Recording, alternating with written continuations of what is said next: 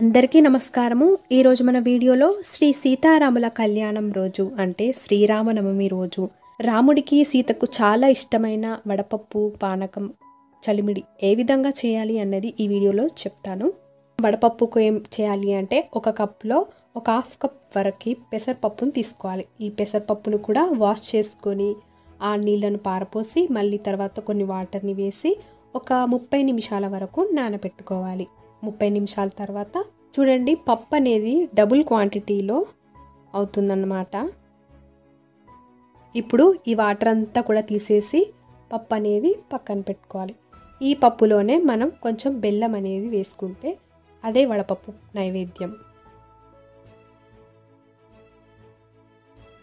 తర్వాత మనం పానకం అనేది తయారు చేద్దాము। ఈ పానకానికి ముందుగా బెల్లం అయితే చిన్న చిన్న ముక్కలుగా చేసుకొని తీసుకోవాలి। ఇందులో వాటర్ అనేది యాడ్ చేసుకోవాలి। ఒక స్పూన్ అనేది తీసుకొని బాగా కలుపుకుంటే బెల్లం అంతా కూడా బాగిపోతుంది, లేదంటే కాసేపు పక్కన పెట్టినా కూడా బెల్లం అనేది బాగా మెల్ట్ అయిపోతుంది।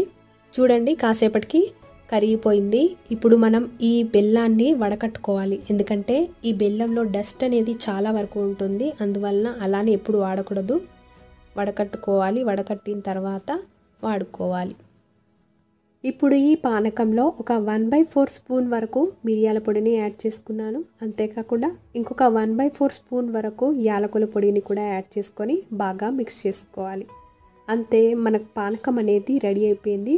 స్మెల్ అయితే చాలా బాగుంటుంది, ఈ మూడు కలిసిన స్మెల్ ఒకసారి ట్రై చేసి చూడండి, మీరే చెప్తారు।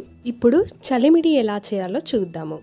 మొదటగా అయితే ఒక హాఫ్ కప్ బియ్యం అయితే తీసుకున్నాను। నేను ఈ బియ్యాన్ని ఆల్రెడీ నానబెట్టాను, ఒక 3 అవర్స్ బాగా నానిపోయాయి। ఏం లేదు, బియ్యం ఒక హాఫ్ కప్ తీసుకొని వాటర్తో కడిగి పారపోసి ఆ బియ్యంలో మళ్ళీ కొన్ని వాటర్ అనేవి యాడ్ చేసి 3 గంటలు పక్కన పెడితే సరిపోతుంది। చూడండి ఇప్పుడు నేను నానిన బియ్యాన్ని ఇలా ఒక క్లాత్ అనేది వేసి దానిపైన స్ప్రెడ్ చేసుకొని ఫ్యాన్ కింద పెట్టాను। ఒక 10 మినిట్స్ అయిపోయిన తర్వాత బియ్యం అనేవి బాగా ఆరిపోయాయి। తర్వాత చిన్న మిక్స్ జార్ అనేది తీసుకొని ఈ బియ్యాన్ని మొత్తం కూడా మెత్తగా గ్రైండ్ చేసుకోవాలన్నమాట। చూడండి మెత్తగా గ్రైండ్ అయిపోయింది। ఇప్పుడు మనం ఒక ప్లేట్లో తీసుకొని కొంచెం బెల్లాన్ని యాడ్ చేసుకొని ముద్దలాగా కలుపుకోవాలి। ఇప్పుడు ఈ పిండిలో ఒక 1/4 స్పూన్ వరకు యాలకుల పొడిని యాడ్ చేసుకోవాలి। యాలకుల పొడిని ఎక్కువగా యాడ్ చేస్తే టేస్ట్ అనేది బాగుంటుంది।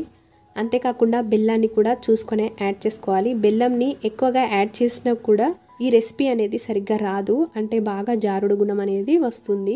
కరెక్ట్గా యాడ్ చేస్తేనే గట్టిగా కాకుండా మెత్తగా కాకుండా నార్మల్గా ఉంటుంది। లేదంటే ఇందాక మనం మిక్స్ జార్లో మిక్స్ చేసుకున్నాం కదా, అందులోనే ఈ పిండి ఉన్నప్పుడే అందులోనే బెల్లాన్ని యాడ్ చేసుకొని మిక్సీ అనేది గ్రైండ్ చేసుకోవచ్చు।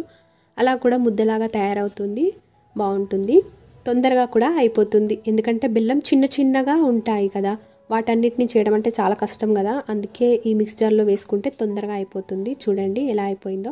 ఇప్పుడు దీన్ని మనం ఒక ముద్దలాగా చేసుకోవడమే, అంతే, చలిమిడి రెడీ అయిపోయినట్టే।